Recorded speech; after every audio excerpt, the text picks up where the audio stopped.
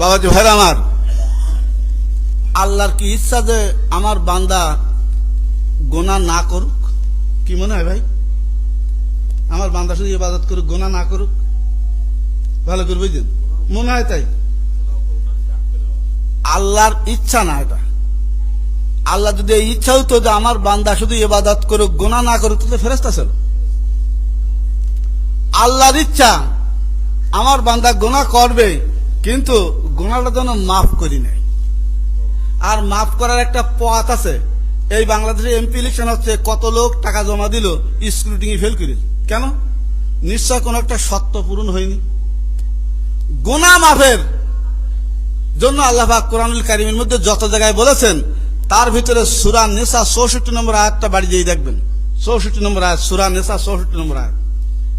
গুনাহ মাফের পথটা বলে দিচ্ছে। এক বাবা আদমের দেখেইছে যে গুনাহ মাফের পথ বলো, তোমার বাপের বলো গুনাহ মাফ হয়নি মুহাম্মদ সাল্লাল্লাহু আলাইহি ওয়াসাল্লাম ছাড়া। বুঝো, ওয়ালাউ আন্নাহুম ইয যালামু আনফুসাহুম যাউকা, হে রাসূল আপনি বলে দেন উম্মতদের, উম্মত যদি গুনাহ করে, এখন গুনাহ থেকে যদি মাপ পেতে চায়, প্রথম তাকে 3টি শর্ত পালন করতে হবে গুনাহ মাফের জন্য। গুনাহ মাফ করতে গেলে কটা শর্ত? 3টি শর্ত। 1 নম্বর, যাউকা এ রাসূল, ও আমার হাবিব, প্রথম শর্ত আপনার কাছে আসা লাগবে। ফাস্তাগফিরুল্লাহ, দ্বিতীয় শর্ত আপনার কাছে এসে তওবা করা লাগবে। এখনো গুনাহ মাফ হবে না, তৃতীয় শর্ত ওয়াস্তাগফার লাহুমুর রাসূল, আমার রাসূল যদি তওবার সুপারিশ করিয়া দেয়, লা ওয়াজাদুল্লাহ তাওয়াবুর রহিমা, একটা লাম তাকিদ দিতেছে, অবশ্যই অবশ্যই এই 3টি শর্ত যদি পূরণ করে, তাহলে সেই বান্দা বান্দির গুনাহ মাফ হবে।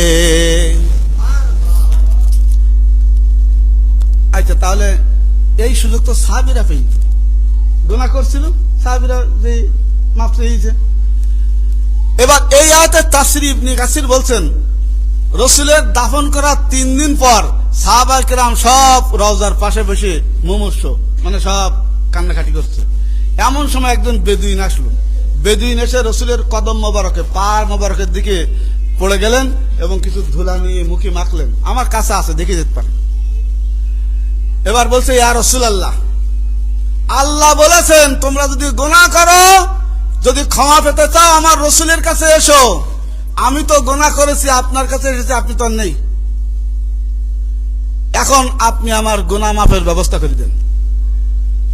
ফানুদিয়া মিন কবরে রাসূলুল্লাহ সাল্লাল্লাহু আলাইহি ওয়াসাল্লাম, রাসূলের কবর থেকে, রওজা মুবারক থেকে আওয়াজ আসলো, কদ গফিরাল্লাহু লাহু, আল্লাহ পাক তাকে ক্ষমা